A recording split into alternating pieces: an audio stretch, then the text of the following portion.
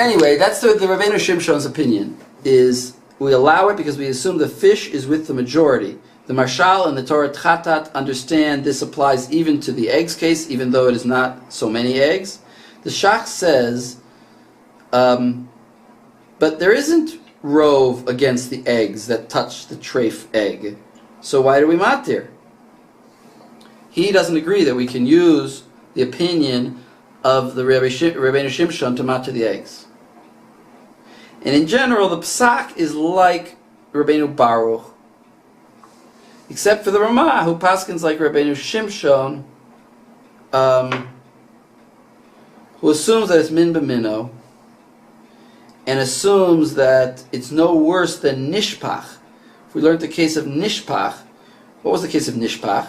That you, in Sadi Chet, Siv Bet, it was that you for sure had 60. What was it? No, you for sure had rove. It was D'Rabbanan. Actually, I don't remember it exactly. Sadi Chet.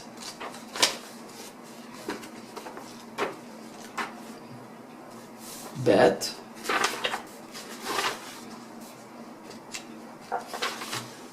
He says, "Im nitarev min b'mino." See, it's min b'mino v'nishpach be'inyan she'eni yacholim la'amod alav l'sharo im noda shahaya rov heter mutter.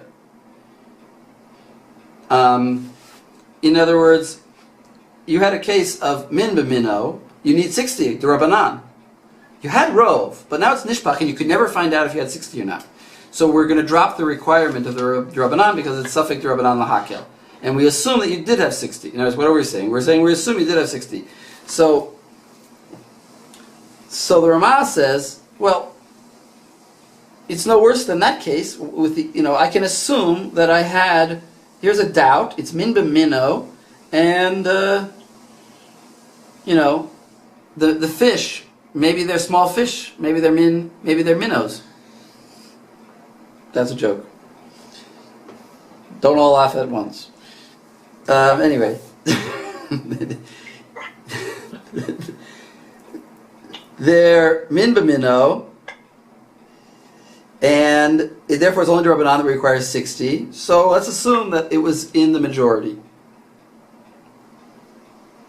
But if you have this thing that it's min b'mino just by the name of it, then that means if you drop jerky, kosher beef jerky into a pot of chicken, that's fine.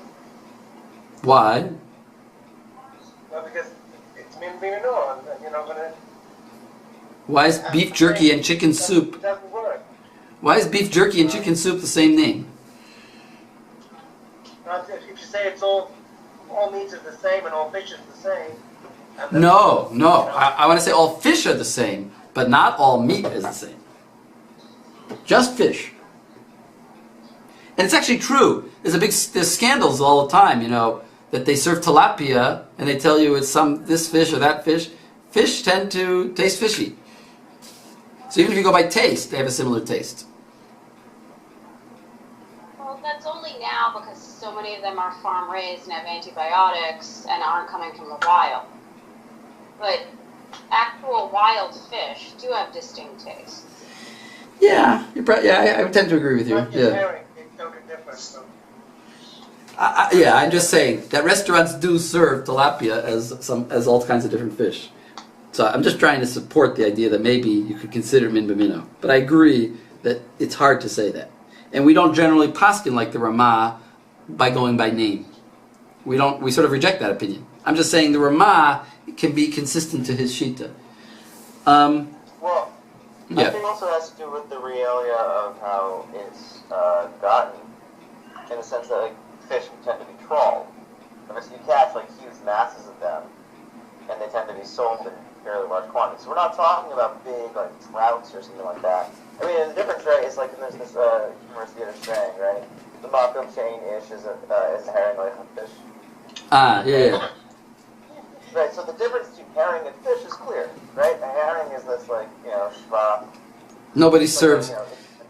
Exactly. And fish, it's like a big nice fillet of something or other.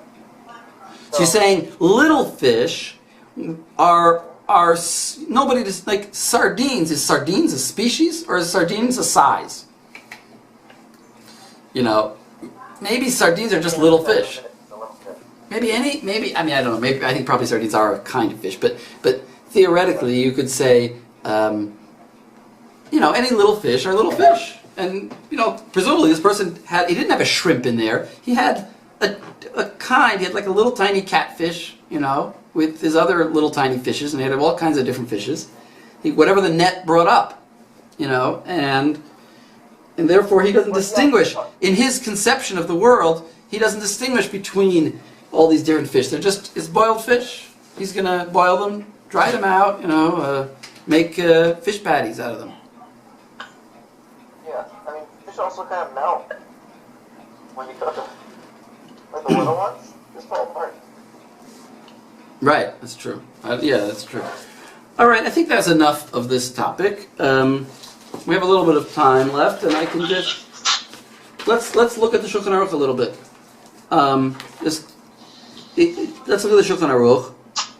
Maybe Gila, maybe you want to read a little bit of the Shulchan Aruch. Sure. Just give me a second. Okay. Dina Mavashal Beitzim Davar Mius Hanimtza B'Tavshio.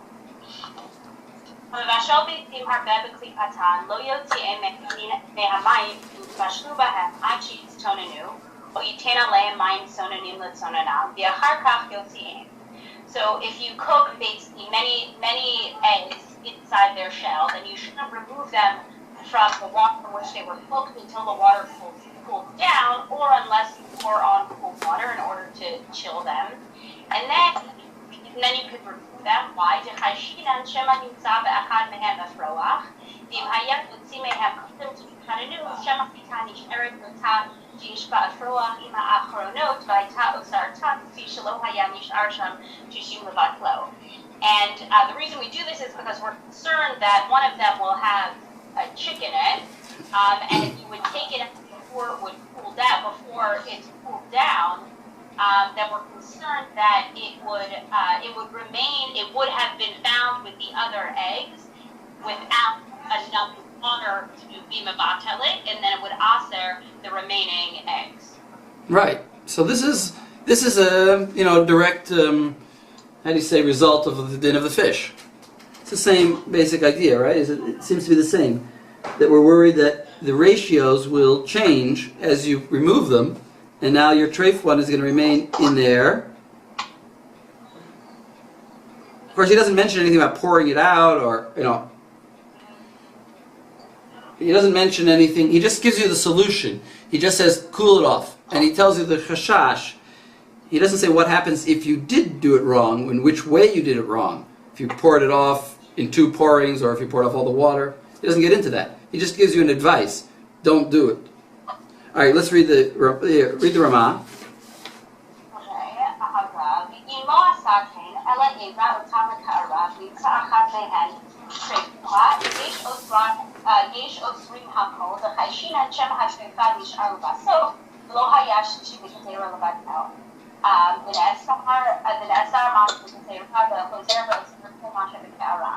So Ramah is just explaining why the case is as it is. And the reason we do this is that we're concerned that if you had done this without waiting or chilling as Machaber suggests, and if you find one that's trace, then it would answer all of them because you wouldn't have had him against it in order to prove him about and it would answer everything, all the others as well. And is he describing the case according to the way the Beis Yosef said it, or according to the way the Bach said it? Describing that he's in the 2 stages. Right, which is the Beis Yosef. Yeah. He's going like the Beis Yosef. Yeah, he's going against Rabbeinu Shimshon. He's for sure going. Yeah. Well, so far he's not mentioning Rabbeinu Shimshon. I think he's going to mention him, but he's. But he's saying like we can't rely on the probability that the problematic. He's definitely going against Rabbeinu Shimshon. True, and he's also going against the Bach. He's not describing it the way the Bach is. He's describing it the way the Beis Yosef did. Okay, but continue. Now he's going to mention our fish case. Okay.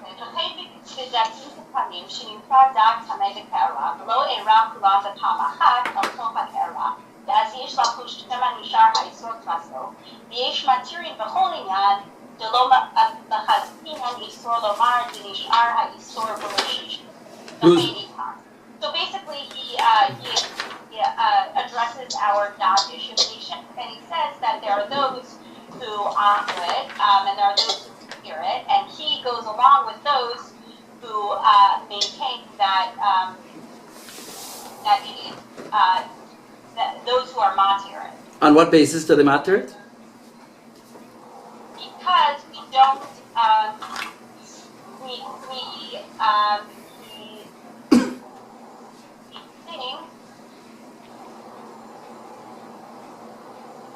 because we don't mazkin isur, right? So he is of the school that.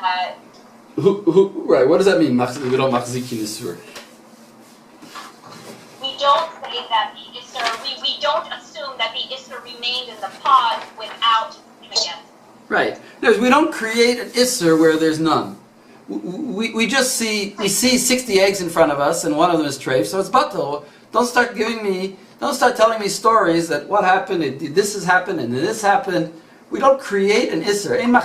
We don't create an isser when we don't have any reason to say that happened for sure. And then if you notice in the parentheses there, it says Beit Yosef b'Shem Rash. Rash is who? Rabbeinu Shimshon. So here you see that he's actually paskening that the Iker is like Rabbeinu Shimshon, that what is the alternative? Why do we not machzik Isser? Because we say that the Isser stayed with the majority. The Isser was always in the majority. And we're not going to say that it was in the minority and then create a whole Isser problem. Where does he not go like that? I'm saying, like, when he says, above, Yeshu Shinakol the Hashem Shama Trade and so below I actually think they're Lacho. Well, that's the machloket. That's one opinion, and he's giving you alternative opinions. There are 3 opinions, remember. And he's saying the Kain Iker.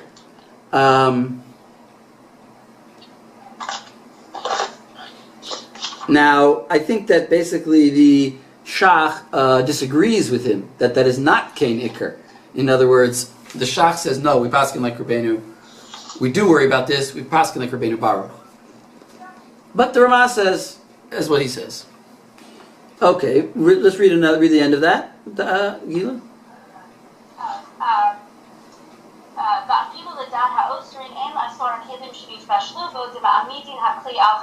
And so even those who ask of it, that doesn't apply to the kli itself. And it's like the kli in which it was cooked. And is there a svara for that?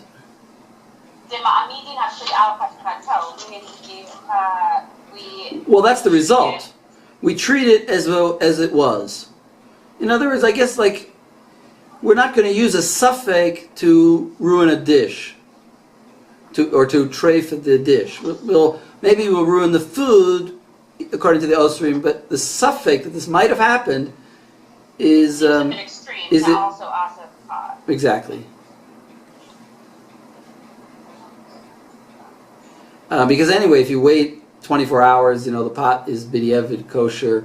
So if you combine that with this suffix, you have 2 sfeikot kind of. You have a suffix d'Rabbanan really. Exactly. That's what the Shach says. He says suffix d'Rabbanan because anyway, the pot, if you just wait, it's now going to be kosher d'oraita, and so it's a suffix d'Rabbanan l'hakel. Okay. Here, maybe Rachel, you're still there? You want to read the next sif? Sure. Zvuv v'chayotze bo,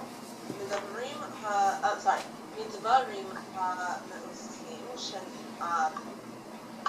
shenafshu shel adam shenimtza b'tavshil zorkan v'hatavshil mutar she'en kleitat dvarim elu hapkunim oseret. Right. So when we find wine and other gross things that we don't eat, you can just throw them out and the tavshil is fine. Because they're so disgusting that they don't really exude anything that matters. Right. In other words, the flavor of it may be forbidden to eat a fly, but it's not forbidden to eat fly flavor. Because we discussed this before actually in Kuf Daled in 104.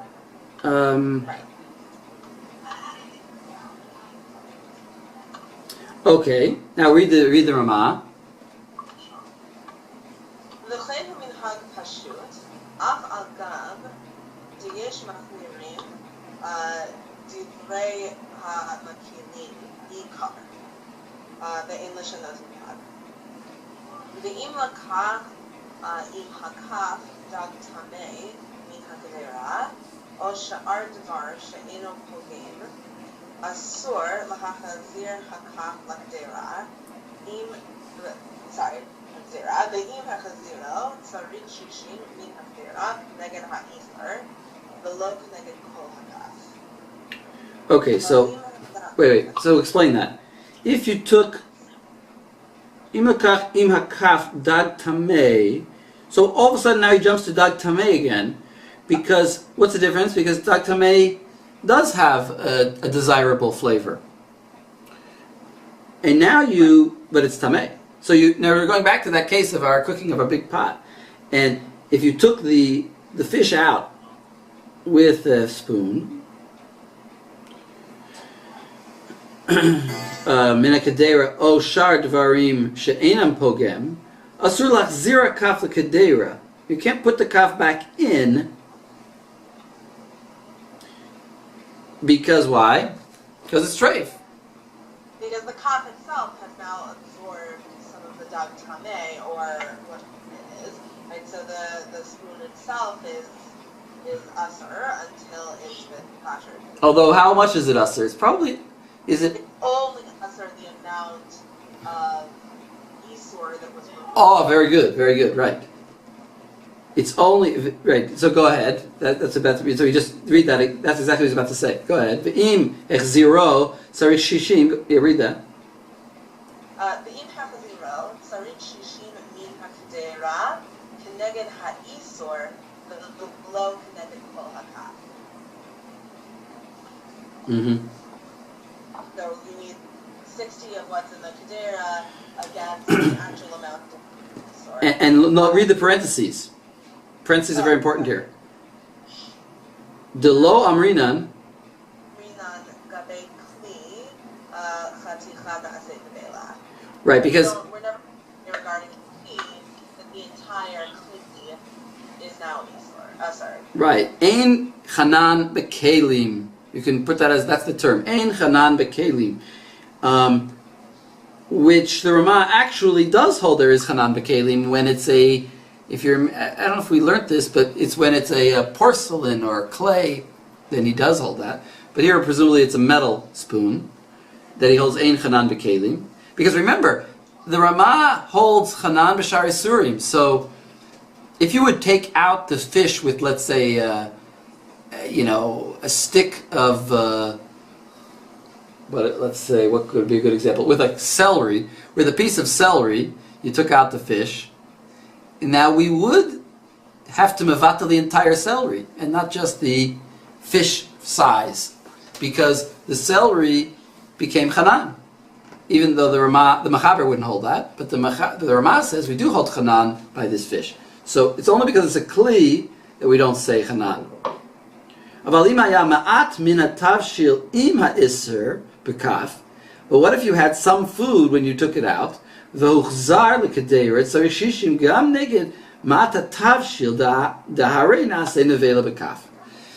what's in the spoon, as you pull out the fish, if there's some liquid, if you use a ladle and there's a lot of soup, now you pull out the fish, all that soup will become asur. You can't pour it back in. Whereas if you take out the fish with the ladle, you actually have to throw away the soup that came with it. You can't pour it back in. It became treif, all that soup. Well, it's not just that the rest of the. If you take out the fish with some top shell, it's not just that top shell you can put back in. You It can't. sounds like now, right? The amount of shishim negate the kaf.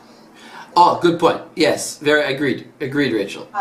In other words, if you put the spoon, if you took it out with the sauce, now all the sauce became usser, and now the spoon became usser to the whole volume of the spoon, not just the volume of the fish, because it absorbed from that soup, which was chanan.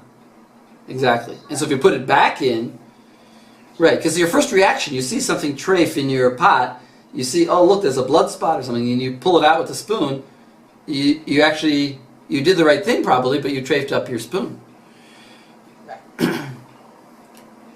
Are you using a blood spot as an example? Well, Blood spot mefanteh. it doesn't matter if it's hot in a kli. It doesn't matter if it's hot in a kli rishon or even a kli. If it's in a liquid, you're right. Blood is not considered shuman, but here we're talking about liquid. Whatever. A blood spot was just an example. Okay. So what did we? So how are we paskening as far as this case of the fish? Back to the fish case or the eggs.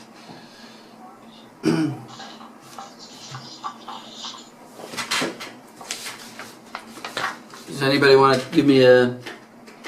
What do you mean? Well, are we passing like Rabbeinu Shimshon and gonna matir if you did it b'di'evet? Let's say you shouldn't do that. You shouldn't. You should definitely cool off your eggs.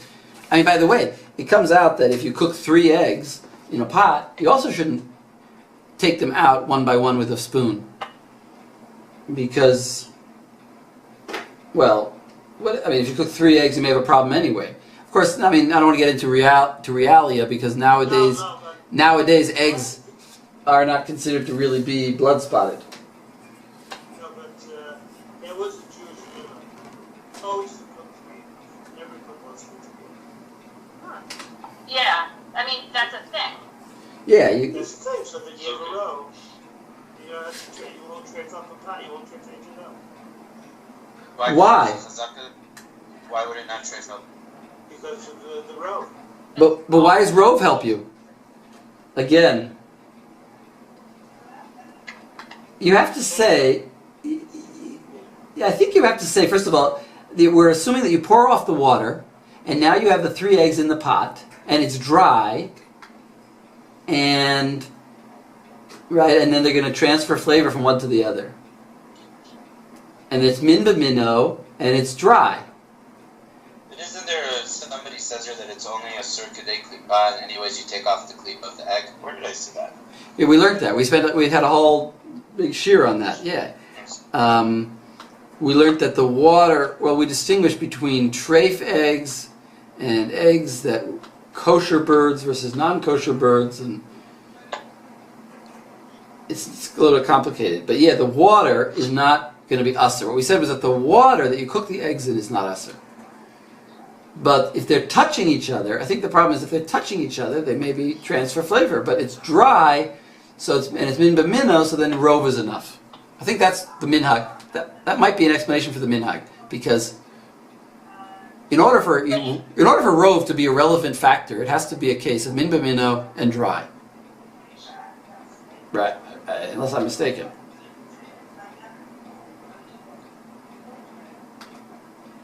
But if you cook the eggs, not like hard boil them just to hard boil them, but put raw eggs, let's say in a stew or a cholent, then that's different altogether. If you put, you mean like in You would have to push against it in any case. yeah, well, if you had 60 against it, I mean, you'd have to know the volume of an egg and the volume of your cholent. But yeah, a big cholent with a few eggs in it, yeah, probably. I think even if you put one, I mean, it's. I make a tiny cholent. Just sometimes I've over the years I've learned to make my cholent smaller and smaller. If I would put an egg in there, it would be not batal b'shishim, but Unless the quail egg. A quail egg, yeah. But the truth is, I mean, nowadays blood spots are not blood spots. We take them out as a minhag, but you don't. The actual halacha is if there's a blood spot in an egg, the whole egg is treif. But we don't do that nowadays because the hens are separated from the roosters. When I was in India, there were real blood spots. There was a lot of stuff going on in eggs. Yeah, so then, Interesting. if you find a treif egg in your pot, then presumably all the eggs are usher. No. Why? Well, I mean, sorry. If it depends. If you, well, that's the thing. Well, all right. If you crack the egg into it, if you crack the egg, let's start simple. If you crack and make an omelet, and one of them in your omelet has a blood spot, then the omelet is all ruined. Can we say that? I mean, unless in an omelet. Let's say you made an omelet with 6 eggs, and one of them had a blood spot. So not just the blood spot is usher, but the whole egg is usher. And now you don't have shishim against it. Okay, but let's say you made a dozen eggs in an omelet. So you definitely have shisha. No, you don't. A dozen in 1 in a dozen is not 1 in 60. Okay, so whatever, let's say 20 eggs. No, but the blood spot is not what's usher. The whole egg is usher. The whole egg, you need to make 61 eggs. Remember, we learned there's a halacha that you have to make 61 eggs. There are 62, really. Nowadays, but I'm interested, I mean, practically nowadays, when we don't really have blood spots or eggs are prepared, or rather, eggs are, I don't know, raised differently, what changes here? The blood spot is not, what we're worried about is that it's actually a fertilized egg, and it's starting to grow a chick in there. And the chick was, let's say, not shechted. But nowadays, if there's a blood spot, it's not considered like the egg was fertilized. It's just some kind of aberration. We have a minhag of saw. That's what Nachum was saying. We take it out. You Keep us ready. exactly. You keep us ready for when the Beit HaMikdash will be built. This is India, being in Italy. There's a lot of the fertilized eggs. So then, Is if it even a problem potentially with like farmers eggs, or if you Yeah, with the chazaka, it's becoming more common to be a problem in the U.S. I thought. the chazaka about the eggs, I think applies to white eggs. Yeah, not to brown eggs. well, that doesn't. Or to farmers. I've heard that, but I don't agree. I don't agree. I strongly don't agree. It doesn't matter. It doesn't matter the color of the eggs. It matters whether the rooster was there or not. Yeah. The color of the eggs has to do with feed. It has to do with today. Okay, so then what are you saying? You're saying irrespective of the color of the eggs, farmers' eggs that are brown or mass-produced white eggs, you're saying then that because the hens are separated, if you see a blood spot, Then you just remove the blood spot and you can eat the egg. you just remove the blood spot from the egg itself. And you eat the egg itself. But that's if there's no roosters. But if it's in India and you got it from your neighbor who has 6 roosters and 6 hens, and it's a blood spot, then the whole egg is treif. You have to throw away the whole egg. And not only that, it's if you bought eggs from a farmer's market, from a farmer who was like very natural and organic and kept all of his male and female chickens together, so you have to check in a glass your eggs, crack them open, and if you see a blood spot, you throw the whole egg away. That's what you have to do. And if you bought your eggs from the supermarket, industrialized eggs, then you check them in a glass and you find a blood spot, you don't throw it away, you just take out the blood spot. Either way, you have to check it. But you only have to take out the blood spot to diethet, are you saying? Yeah, well, yes, no. Nowadays, l'hatchila, It's a chatchila on the, as it were, the mitzvah of saw. We do that. But it's nothing to do with actually it being kosher or not. l'hatchila, you have to take out the blood spot. If you didn't take out the blood spot, you just cracked 6 eggs, into your cake batter and you make your cake and you didn't check, so it's kosher as long as the eggs were from industrial. In other words, the word b'diavad means that we still have this notion of taking out that part that looks bloody. But the b'diavad is after the fact. We wouldn't say if you didn't do that, you need it. Yeah, but I'm why the continuation of this? Because you've never been to Italy. When you finish your doctorate, you go to Tuscany for a couple of weeks. You have to know how to do it. Okay, I mean I have been to Italy. Next time, make omelets. You know.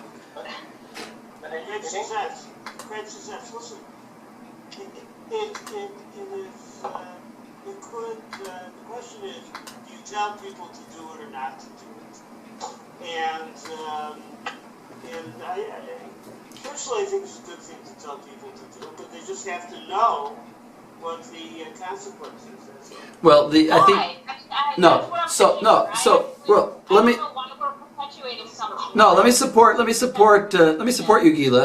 Let me support you. Rav Mordechai Eliyahu, alav shalom, paskin that you do in Israel. You do not have to check the eggs at all. So you have he said no. What?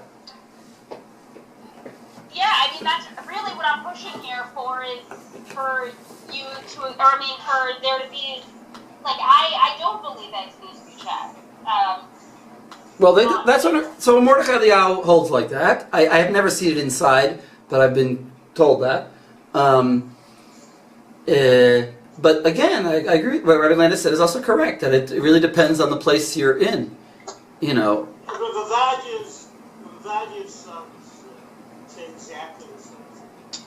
But they do say also that it's good to check. Some other things maybe we shouldn't do. No, I think if you never did it, I think this is my last statement, so you just say the same thing over and over. If you never did it, then if you're in a wilder situation, including the fact of eggs that are, there's a guy off of Derek Grown who sells eggs, and they're fertilized, so... Well, actually, I could argue the other way and say it's a problem to do this minhag because it's misleading. Because if you really have fertilized eggs, it's not enough to take the blood spot out. You have to throw away the egg. So the minhag is misleading. It might make you think that that's enough. Yeah, I mean, I don't understand, and I'm not trying to talk in circles here, but I just want to clarify. Now, the blood in these, let's say, in mass-produced industrialized eggs, the blood on an egg, you need to throw it out because you need to remove the blood. Why? It looks bad. Right. Because that actual blood is not from an actual potentially fertilized egg. And it's just that what I'm trying to emphasize is how there's been this perpetuation of ignorance. Because most people, as far as in my own experience, are raised separate eggs, right? And they take this very seriously. And it's more than taking it seriously. In England, all of Chabad, all the Haredi community buy white eggs because they are X-rayed and there's not going to be a blood spot in them. They do not buy brown eggs. Yeah, but I still check eggs, check one capital eggs. You don't X-ray. I think you hold them up to the light or something. But if you can hold up to the light maybe and see if there's a chicken in it. I don't know if you can see if there's a blood spot in it. Yeah, you can't see. So that's why they check with a mirror underneath the egg in the jug. And they still throw away the egg if it's got blood in it. Mostly time consuming because it's too difficult to remove it every time. You should. The truth is, the proper minhag is to throw away. That is the proper minhag. The proper minhag is to throw away the egg if there's a blood spot. Who's speaking? Gary. Yeah, I think that's the proper minhag. The proper minhag is to throw away the egg if there's a blood spot. That's the only way. That's the only minhag that makes any sense because then you're saying even though it's not fertilized, I'm just gonna be choshesh. I'm gonna, that maybe it was, but yeah, that makes sense. Because if it really would be fertilized, I would have to throw away the egg. So, That's more than you can't even call it food. but what we did was we said, no, you know what? We're not going to make people waste all their eggs. Just take out the blood supply, because really we're paskening like Rav Mordechai Eliyahu and like the sons of Rav Avadia Yosef. That really, you don't have to even take the blood out. But just to like Marit Ayin, just to look nice, we're going to take out the blood. But cage-free eggs. Well, cage-free doesn't mean anything. It matters whether they were mixed gender. They could be free range. So Matt, does anybody, like when people say that eggs are cage-free, does that mean they're running around with Other, Kobe? they could be running around with other hens, as far as I know. They have, listen to they have bridal hours outside the cage. There's no actual standard for classification of free-range organic or eggs, so I mean, you just have to know your supplier. There's no, at least in the United States, as far as I know, there's no legislation on this issue. Yeah, and I don't think there's much of a market for fertilized eggs. Nobody is selling. Very healthy. Yeah, it's healthy. Well, people claim them to be healthy. Right, like the surprise. All right. All right, that's about it. A short siman. Yeah, Can I ask another question about eggs, though? Yeah. About, let's assume they're all fertilized, and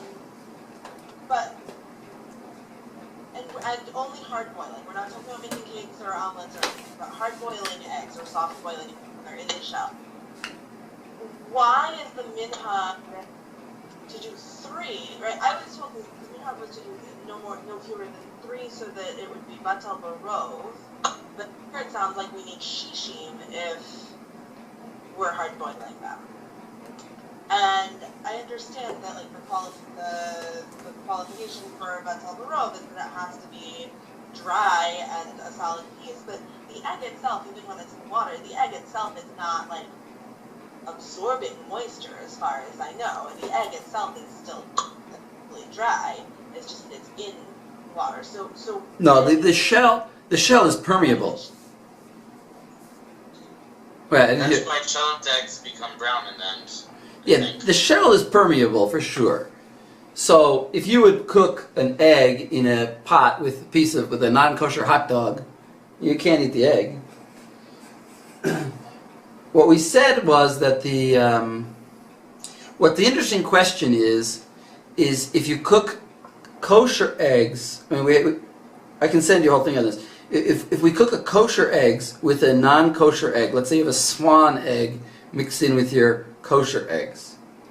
So then we say that whatever flavor got into the water won't keep going into your egg. In other words, a special din by eggs is that the water is not going to conduct the flavor. Okay, but why 3 eggs? It's a really good question. Conducting flavor and more about it seems to me that there's an inconsistency that sometimes we treat hard-boiled eggs as if they can be batal barov, and sometimes we treat hard-boiled eggs as if they can be as if they're only batal bashishi. Yeah, I agree with you. It seems to be an inconsistency. What is the basis of this minhag? I tried to explain it. Perhaps I've tried several times to explain it in different ways, but I think what I was saying today was that if that we're worried exactly about this siman maybe, that you pour off the water, you boil 3 eggs, you pour off the water, and now, first of all, when you boil 3 eggs, you're supposed to let it, according to what we just read, you're supposed to let it cool before you take out the eggs with a spoon, because maybe it's a treif egg. I mean, this is assuming that we're talking about farmed eggs with female and male chickens together, but presumably in that case, you would have to actually wait for it to cool down. But what if you didn't? And you poured off the hot water. You held the lid, you poured off the water, and now you got your 3 eggs in there. And you start cracking them. And you find that one of them, the first one you take out is fine. The second one you take out is got a chicken in it. So you say, oh, the third one in the pot that's still there is now treif because it touched the chicken egg.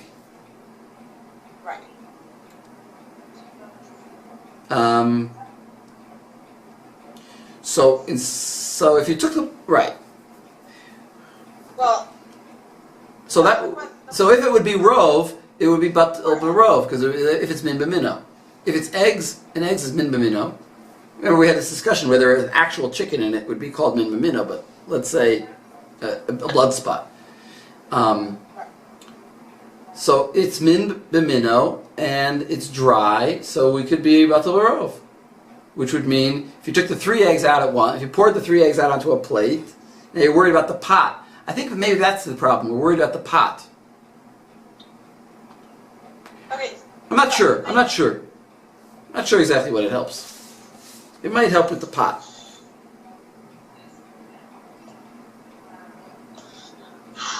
I don't have a good answer. I just said that it doesn't answer the pot. We just now said, right, even if it would be usser, it doesn't usser the pot. Yeah. No, because we were assuming that there was rove. That's why it doesn't usser the pot. We're not going to make the assumption that there wasn't rove to usser the pot. But because if there would be rove, for sure the pot wouldn't be usser. So I think this eggs case, if you have rove, then you have to have a rove in order to mat to the pot. If you just had 2 eggs and you for sure didn't have a rove, then you wouldn't mat to the pot. In our siman. But then why does she measure it all with eggs? I don't know. I'll have to. It's a difficult question, this minhag. Okay. I don't have a good answer for you. I mean, at least not right now. Sorry, Rachel. No, that's great. That's fine. But I appreciate the question. I think it's a good question. Everybody should maybe think about this question and try to figure out what is the source of that minhag.